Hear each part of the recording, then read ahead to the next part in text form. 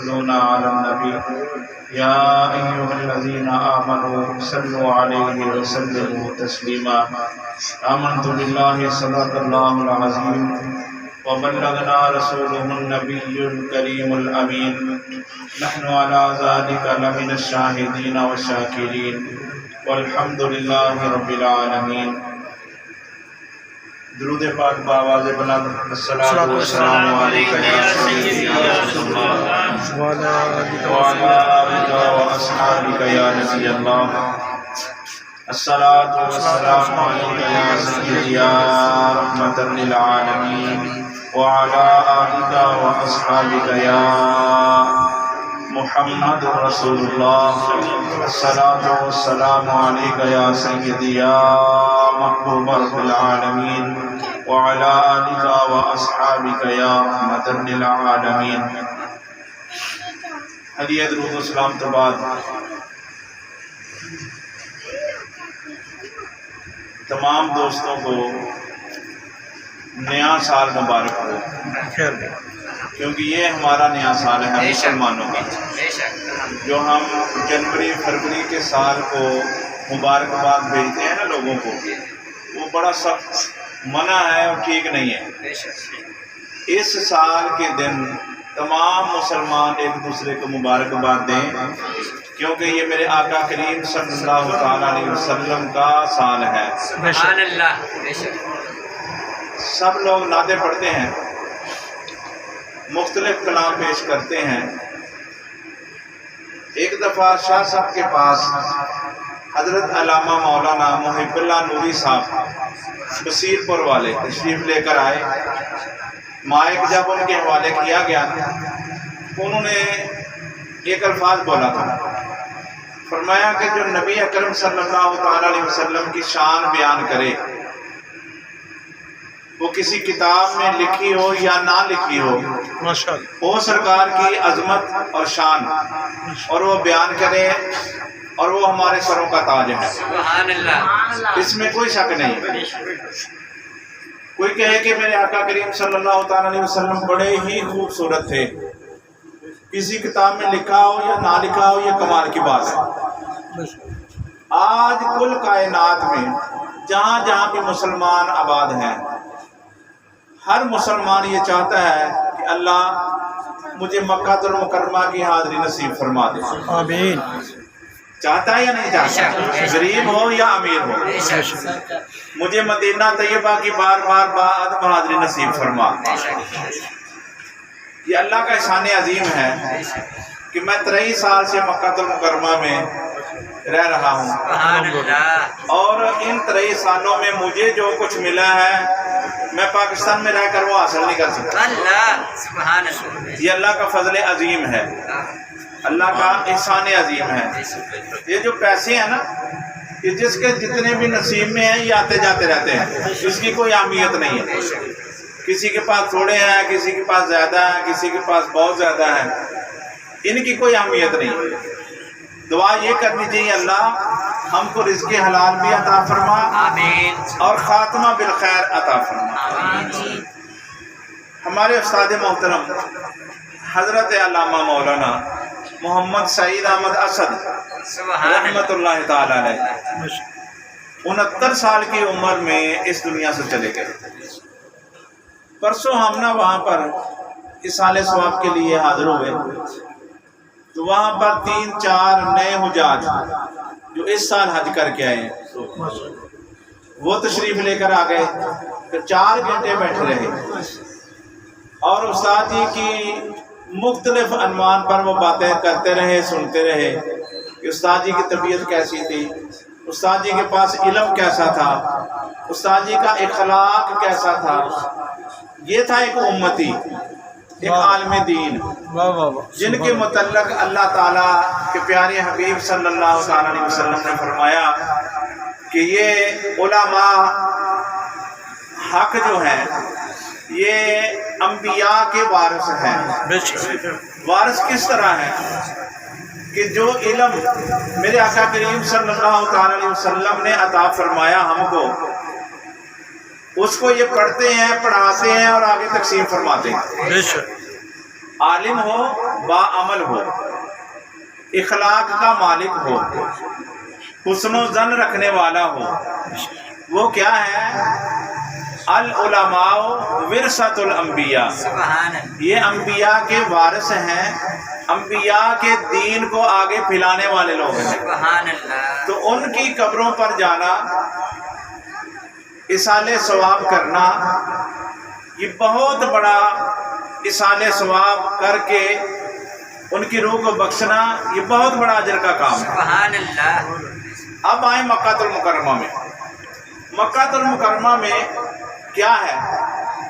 مکان ایسے ہی ہیں جیسے ہمارے ہیں، بلڈنگیں ہیں، لوگ رہتے ہیں، کھانا پکتا ہے، کھاتے ہیں، لیکن مکہ مکرمہ میں وجہ کیا ہے؟ کیوں لوگ جاتے ہیں؟ ہر مسلمان یہ ترستا ہے کہ میں مکہ مکرمہ چلا جاؤں اور بار بار جانے کی کوشش کرتا ہے۔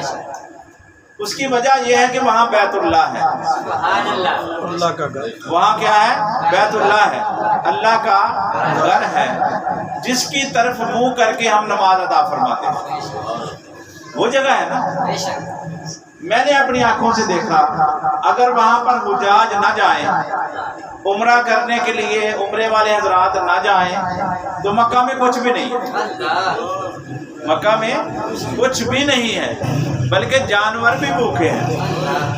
یہ کرونا کا دور گزرا ہے، رمضان المبارک کا مہینہ تھا، میں نے وہاں پہ دیکھا جمعہ کا دن اور سب مسجدیں بند، مساجد بند، کسی مسلمان نے وہاں پر جمعہ ادا نہیں کیا، کرونا میں نماز نہیں ادا کی، گھروں میں پڑھتے ہیں، کیا کرتے ہیں پتہ نہیں کیا ہو رہا ہے۔ تو کچھ ہمارے ساتھی تھے، وہ کہنے لگے کہ آپ صاحب ہمارے پاس آئیں، ہم نے کوئی جمعہ نہیں پڑھا تو ہمیں جمعہ پڑھا دیں۔ اللہ، میں نے بولا، پوچھا کہ کتنے لوگ ہو؟ وہ کہنے لگے 30-35 لوگ ہیں یہاں پہ۔ میں گیا وہاں پر جمعہ پڑھایا، جمعہ کے بعد میں وہاں سے جب نکلا نا تو جنت المعلی شریف، مکہ مکرمہ کا مشہور و معروف قبرستان ہے جنت المعلی شریف، وہاں پر کیا ہے؟ جنت المعلی شریف میں کیوں مشہور ہے کہ وہاں پر سیدہ خدیجہ الکبریٰ رضی اللہ تعالی عنہا کا مزار پر انوار ہے۔ سبحان اللہ، وہاں پر نبی اکرم صلی اللہ تعالی علیہ وسلم کے 2 بیٹے جن کا نام عبداللہ اور قاسم ہے، ان کے مزار پر انوار ہے۔ سبحان اللہ، وہاں پر نبی اکرم صلی اللہ تعالی علیہ وسلم کے دادا جان سیدنا عبد المطلب کا مزار پر انوار ہے۔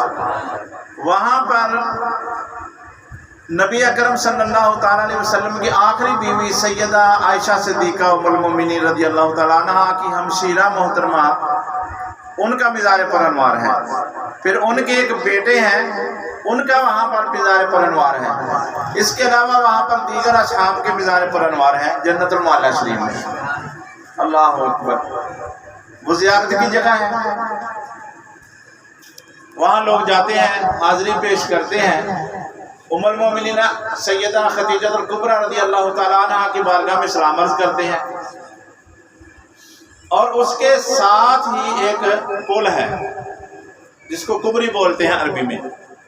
پل کے نیچے نا بے شمار ہزاروں کی تعداد میں کبوتر تھے جن کے پاس کھانے کے لیے دانہ نہیں تھا، بیچارے بھوکے۔ یہ کرونا کی میں بات کر رہا ہوں، اور میں نے اپنی زندگی میں وہ پہلی دفعہ منظر دیکھا۔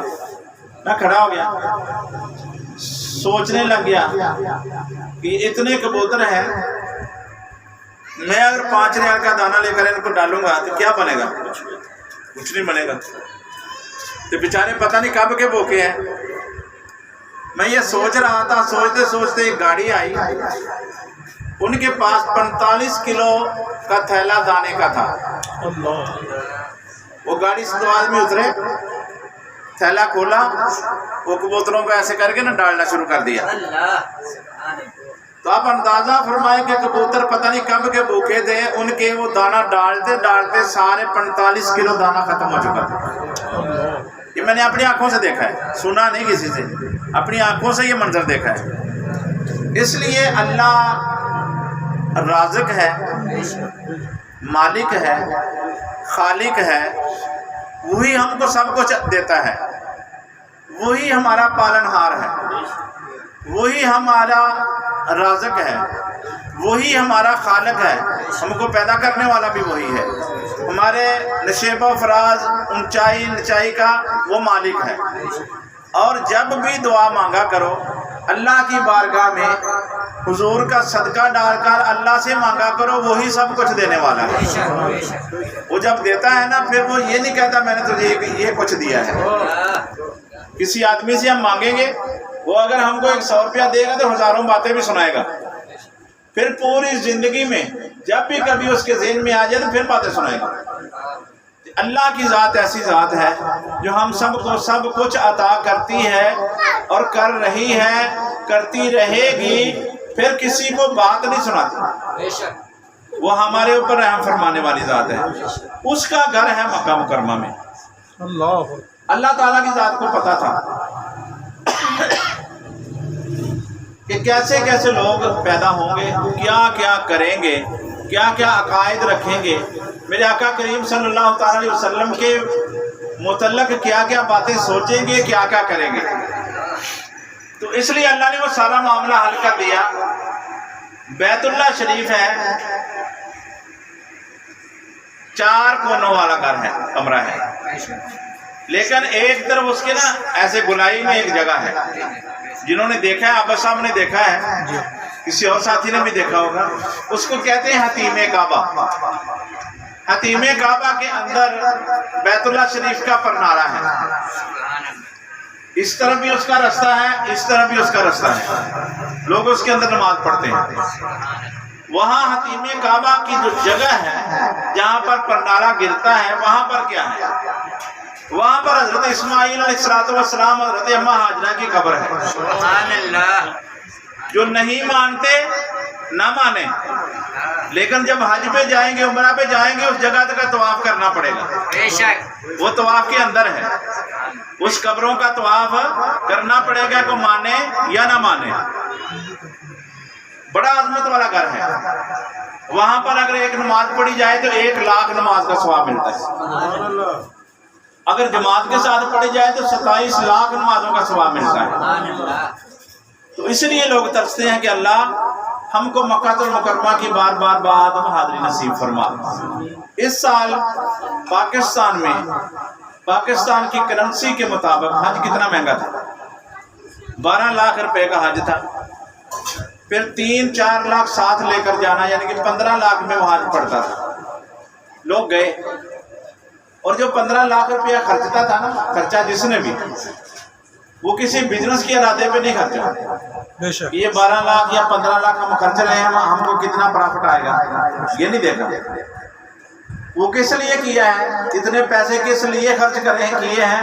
اللہ کی رضا کے لیے، کہ اللہ ہمارے اوپر رحم فرما دے، ہمارے گناہوں کو معاف فرما دے، ہم پر راضی ہو جائے۔ بے شک بے شک۔ اور یہی آرزو ہم سب کی ہونی چاہیے کہ اللہ ہم پر راضی ہو جا۔ اگر تو راضی ہو گیا تو ہماری زندگی، ہماری آخرت سب کامیابی میں ہو جائے گی۔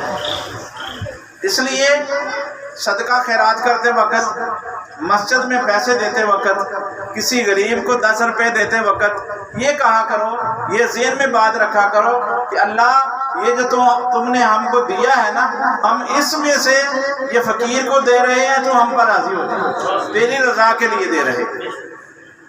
پھر جو آدمی مکہ مکرمہ جاتا ہے، طواف کعبہ کر لیتا ہے، صفا مروہ کر لیتا ہے، عمرہ مکمل کرنے کے بعد پھر اس کی خواہش ہوتی ہے کہ جتنی جلدی ہو سکے میں مدینہ طیبہ چلا جاؤں، آمین۔ کیونکہ ہمارے دلوں کی دھڑکن، ہماری آنکھوں کی ٹھنڈک مدینہ ہے۔ جس نے مدینہ نہیں دیکھا اس نے کچھ نہیں دیکھا۔ آج ہم پاکستان میں رہتے ہیں نا، کہتے ہیں جس نے لاہور نہیں دیکھا اس نے کچھ نہیں دیکھا، ایسا ہی ہے نا۔ لیکن مسلمان کا شیوا، مسلمان کا جو نظریہ یہ ہونا چاہیے اور ہے کہ ہمارے آنکھوں کی ٹھنڈک، ہمارے دل کا سکون مدینہ ہے۔ اور مدینہ طیبہ کیا ہے؟ نبی رحمت صلی اللہ تعالیٰ علیہ وسلم کا گنبد خضرا ہے۔ مدینہ طیبہ میں رسول اللہ صلی اللہ علیہ وسلم کا مزار پر انوار ہے، اور وہاں پر زیارت کرنے کے لیے جب جاتے ہیں نا، وہ وہابی ہو یا سنی ہو، بھلے کوئی بھی ہو، جو معاجہ شریف کے سامنے سے گزرتا ہے نا اس کے منہ سے یہ بات نکلتی ہے الصلوۃ والسلام علیہ سبحان اللہ نعرہ تکبیر نعرہ رسالت یا رسول اللہ نعرہ حیدری نعرہ غوثیہ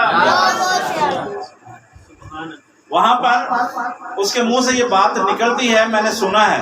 اللہ اس دفعہ نا یوسف پسروری مولوی ہے بھابھیوں کا ایک، وہ حج پہ گیا تو وہ جس کمرے میں اس کو رہائش ملی نا، چارپائی ملی، وہاں پر ہمارے بھی دو ساتھی تھے۔ اللہ تو ساجد بھائی تھے ہمارے ساتھی، وہ کہنے لگے کہ ہمارے کمرے میں یہ یوسف پسروری آ گیا۔ میں نے اس کو کہا کہ بات کرے تو اس کو معافی نہیں دینا۔ کیوں کہ ہم نے سنا ہے یہ ممبروں پہ بیٹھ کر قرآن پاک ہاتھ میں پکڑ کر سر پہ رکھ کر کہتا ہے کہ نبی اکرم صلی اللہ علیہ وسلم نے پوری زندگی رفع یدین کے متعلق ایک رکعت بھی ادا نہیں فرمائی۔ تو میرے استاد محترم استاد محمد سعید احمد اسد رحمۃ اللہ تعالیٰ علیہ برملا اعلان فرماتے تھے اگر کوئی حدیث کے روح سے یہ ثابت کر دے تو میں 1,00,000 روپیہ انعام دوں گا۔ اللہ سبحان اللہ اللہ قرآن کا حلف تو یہ اٹھا رہے ہیں اپنی مسجد میں بیٹھ کر، آتے ثابت کرتے 1,00,000 روپیہ لیتے، لیکن ایسی باتیں کرنا ٹھیک نہیں ہے۔ حالات کے مطابق، ماحول کے مطابق، جیسے ہمارے ملک کے حالات چل رہے ہیں اس کے تحت ایسی باتیں انتشار والی نہیں کرنی چاہیے۔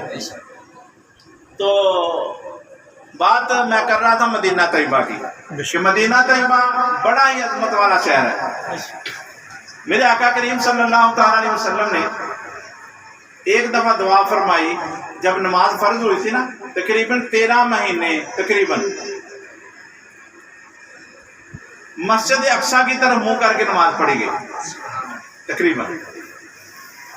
تو پھر ایک دن آپ کے قلب مبارک میں خیال آیا اگر ہمارا کعبہ بیت اللہ بن جائے تو کیا بات ہے۔ پھر نبی اکرم صلی اللہ علیہ وسلم کا وہ پیدائش والا شہر تھا مکہ مکرمہ، مکہ المکرمہ کی اس سائڈ پہ جس طرح بیت اللہ شریف کا دروازہ ہے نا، اس سائڈ پہ ایک دروازہ ہے جس کا نام ہے باب السلام۔ باب السلام سے باہر نکلیں گے تو سامنے نبی اکرم صلی اللہ علیہ وسلم کی جائے پیدائش ہے جہاں پر آپ کی ولادت مبارک ہوئی۔ تو میرے آقا کریم صلی اللہ علیہ وسلم نے جب مکہ مکرمہ سے ہجرت فرمائی نا مدینہ طیبہ جانے کے لیے، تو راستے میں ایک جگہ پہ رکے اور پتھر کے اوپر کھڑے ہو کر آپ نے ایک دعا فرمائی کہ اے اللہ میں اپنے شہر کو، تیرے شہر کو، مکہ کو کبھی نہ چھوڑتا اگر تیرا حکم نہ ہوتا، کیونکہ یہ میری جائے پیدائش ہے، میرا خاندان یہاں پہ بستا ہے، تو میں کبھی اس کو نہ چھوڑتا اگر تیرا حکم نہ ہوتا۔ پھر آپ چلے گئے مکہ المکرمہ سے مدینہ طیبہ تشریف لے گئے۔ مدینہ طیبہ میں سب سے پہلے جب جہاں پر پہنچے نا وہاں پر آج مسجد قباء ہے، اور مسجد قباء حرم شریف سے، مسجد نبوی شریف سے 3 کلومیٹر کے فاصلے پر ہے۔ وہاں پر آپ رکے اور وہاں پر ایک مسجد تعمیر فرمائی جس کا نام مسجد قباء رکھا، اور وہ اسلام کی پہلی مسجد ہے۔ اور اس کی عظمت اور شان کیا ہے کہ احرام باندھنے کے بغیر، کپڑے اتارنے کے بغیر کوئی کام نہیں کرنا، بس وہاں پر 2 نفل پڑھنے ہیں۔ اس مسجد میں کیا کرنے ہیں؟ 2 نفل پڑھنے ہیں، اور 2 نفل جو پڑھے گا اس کو 1 عمر مقبول کا ثواب عطا کیا جائے۔ یہ تقسیم کس کی ہے؟ یہ تقسیم مصطفیٰ ہے، تقسیم مصطفیٰ ہے۔ میرے آقا کریم صلی اللہ علیہ وسلم کے پاس ایک دفعہ ایک جنگ سے لٹا ہوا مال آیا، مال غنیمت جس کو کہا جاتا ہے، بڑا مال تھا۔ آپ نے ایک صحابی کو بولا کہ اس کو تقسیم کرو، تو اس نے سوال کیا، عرض کی یا رسول اللہ صلی اللہ علیہ وسلم تقسیم مصطفیٰ کروں یا تقسیم خدا کروں؟ بارگاہ کس کی ہے، سوال کیسا ہے؟ میرے آقا صلی اللہ علیہ وسلم نے فرمایا کہ یہ کیا سوال ہے؟ اس نے عرض کی یا رسول اللہ کہ مجھے حکم فرمایا کہ تقسیم خدا کروں تقسیم مصطفیٰ کروں۔ میرے آقا نے فرمایا تقسیم خدا کرو۔ انہوں نے تقسیم شروع کر دی، اس کو 1 کلو دیا، آگے والے کو 5 کلو دیا، اللہ آگے والے کو 10 کلو دیا، کسی کو کچھ بھی نہ دیا، اللہ یہ تقسیم ہو رہی ہے۔ میرے آقا دیکھ رہے ہیں اور مسکرا رہے ہیں۔ اللہ کو تقسیم ہو گئی، پوچھا کہ یہ کیا ہے؟ بولا یہ تقسیم خدا ہے۔ سبحان اللہ اللہ کسی کو اتنا دیا اس کو پتہ ہی نہیں، اور کسی کو کچھ بھی نہیں دیا، وہ کھانے سے بھی بیچارہ مجبور ہے۔ اس لیے اللہ نے قرآن پاک میں ارشاد فرمایا کہ میں جس کو چاہوں بیٹے عطا کروں، جس کو چاہوں بیٹیاں عطا کروں، بے شک اور جس کو چاہوں بیٹے اور بیٹیاں مکس عطا کروں، بے شک اور میری مرضی جس کو چاہوں کچھ بھی نہ عطا کروں۔ اللہ یہ دنیا میں ہے کہ نہیں بے ہے؟ شک ہے، یہ خدائی تقسیم ہے۔ پھر ایک دن ایسا واقعہ بنا، ایسا موقع آیا تو میرے آقا کریم صلی اللہ علیہ وسلم نے ان کو بلایا کہ ادھر آؤ یہ تقسیم کرو۔ انہوں نے پھر سوال کیا، یا رسول اللہ صلی اللہ تعالی علیہ وسلم، تقسیم مصطفیٰ یا تقسیم خدا؟ اللہ آپ نے فرمایا تقسیم مصطفیٰ کرو۔ سبحان اللہ پھر مصطفیٰ کی شان کیسی ہے تو آپ نے فرمایا تقسیم مصطفیٰ کرو۔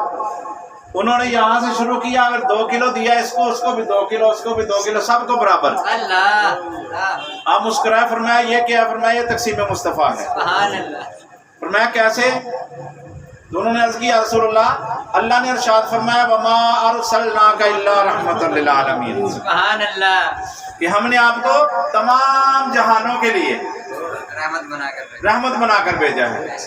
آپ سب کے لیے برابر ہے، نہ ابو بکر صدیق کے لیے زیادہ ہے، نہ عمر فاروق کے لیے زیادہ ہے، نہ عثمان غنی کے لیے زیادہ ہے، آپ سب کے لیے برابر ہے، کیونکہ اللہ نے آپ کو رحمت بنا کر بھیجا ہے۔ اور مدینہ طیبہ چلے جائیں، دل میں ٹھنڈک پڑ جاتی، سکون مل جاتا ہے، اور وہاں پر شور و غل نہیں، لوگ بڑے ادب و احترام کے ساتھ جاتے ہیں، سلام عرض کرتے ہیں، آ کر مسجد میں بیٹھ جاتے ہیں، سبحان اللہ اور جب بیٹھتے ہیں تو بیٹھ کر بھی کیا کرتے ہیں؟ السلام علیکم یا رسول اللہ، سید یا رسول اللہ، الصلاۃ والسلام علیکم یا رحمۃ للعالمین۔ زبانیں خشک ہو جائیں، آدمی مر نہ جائے، اس کی زبان سے یہی چالو رہتا ہے، الصلاۃ والسلام علیکم یا نبی اللہ، الصلاۃ والسلام علیکم یا خیر خلق اللہ۔ آج بھی جہاں پر بھی آپ رہتے ہو، کل کائنات میں جہاں جہاں مسلمان آباد ہیں، میرے آقا کا حکم ہے کہ جہاں جہاں پر رہتے ہو وہاں وہاں پر درود پاک پڑھا کرو۔ اللہ کا بھی حکم یہی ہے جو میں نے آیات کریمہ تلاوت کی تھی، ان اللہ وملائکتہ یصلون علی النبی یا ایھا الذین آمنوا صلوا علیہ وسلموا تسلیما۔ اللہ اور اس کے فرشتے کیا کرتے ہیں؟ درود پڑھتے ہیں، کس کے اوپر؟ نبی اکرم صلی اللہ علیہ وسلم کی ذات پر۔ تو اے مسلمانوں تم بھی درود پڑھا کرو، اور درود پاک ایک ایسا وظیفہ ہے جس کی کسی سے اجازت لینے کی ضرورت نہیں ہے، جتنا پڑھو اتنا ہی مقبول ہے۔ پھر جمعہ کے دن فرمایا زیادہ درود پاک پڑھا کرو کہ سرکار کی بارگاہ میں تمہارے ناموں کے ساتھ یہ درود پاک پیش کیا جاتا ہے، یا رسول اللہ فلاں امتی نے فلاں بن فلاں نے آپ پر اتنی دفعہ درود پاک پڑھا ہے۔ بڑا مبارک وظیفہ ہے، بڑا عظمت والا وظیفہ ہے، بڑا عظمت والا کلام ہے، اور میرے آقا کریم صلی اللہ علیہ وسلم فرماتے ہیں کہ جو میرے اوپر زیادہ درود پاک پڑھے گا قیامت کے دن اتنا ہی وہ میرے قریب ہوگا۔ سبحان اللہ، اور جنت جو ہے یہ اللہ نے بنائی ہے، دوزخ اللہ نے بنائی ہے، اور یہ دونوں ہی بری جانی ہیں۔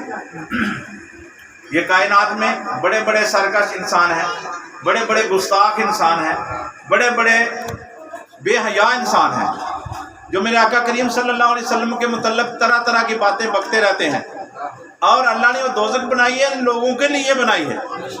اور حضرت سیدنا بلال رضی اللہ تعالیٰ عنہ نہ مکے کے رہائشی تھے نہ مدینے کے رہائشی تھے، ان کا جو علاقہ تھا نا وہ افریقہ میں، افریقہ کے علاقے کے تھے، اور آج بھی اس علاقے کے جو حاجی آتے ہیں نا، اور وہ بڑے ذوق شوق کے ساتھ کہتے ہیں کہ بلال ہمارا تھا، سبحان اللہ واہ واہ واہ، بلال ہمارا تھا۔ اور سیدنا بلال رضی اللہ تعالیٰ عنہ کا شجرہ نسب اگر دیکھا جائے نا تو وہ غلام ابن غلام تھا، سبحان اللہ خاندانی غلام تھا، لیکن جب غلامی مصطفیٰ میں آئے تو کمال کر دیا، سبحان اللہ کمال ہو گیا۔ تو میرے آقا فرماتے ہیں کہ بلال چلتا زمین پر تھا اس کے قدموں کی آہٹ جنت میں نے سنی ہے۔ اللہ سبحان اللہ بڑی عظمت والے، بڑی شانوں والے، لیکن رنگ کے کالے، موٹے ہونٹوں والے، توتلی زبان والے، اذان جب پڑھتے تھا نا تو کمال ہو جاتا تھا۔ میرے آقا صلی اللہ علیہ وسلم کے وہ مؤذن تھے، مؤذن مصطفیٰ تھے، اور ایک دن اذان نہ پڑھی گئی، اعتراض ہوا کہ بلال توتلی زبان سے اذان پڑھتا ہے، اچھی زبان والا، اچھے الفاظوں والا بندہ اذان پڑھے۔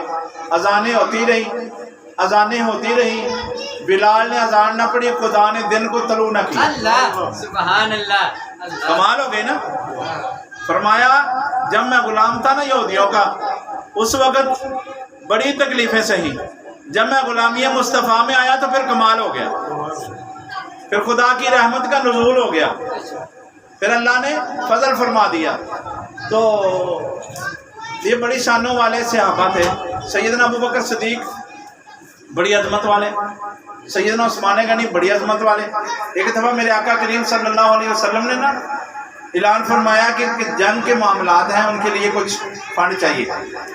آج بھی مساجد میں اعلان ہوتا ہے، جگہ جگہ پہ ہوتا ہے، لیکن آج وہ معزز سے زمانے میں مسلمان ہو کر ہم خار ہوئے تارک قرآن ہو کر ہم قرآن کو چھوڑ گئے، احادیث مصطفیٰ کو چھوڑ گئے، ہم دنیا کے چکر میں پڑ گئے، ذلیل و خوار ہو رہے ہیں، جگہ جگہ ہم تنگ ہو رہے ہیں، جگہ جگہ پریشانیوں میں پھنسے ہوئے ہیں، لیکن وہ معزز سے زمانے میں مسلمان ہو کر ہم خار ہوئے تارک قرآن ہو کر۔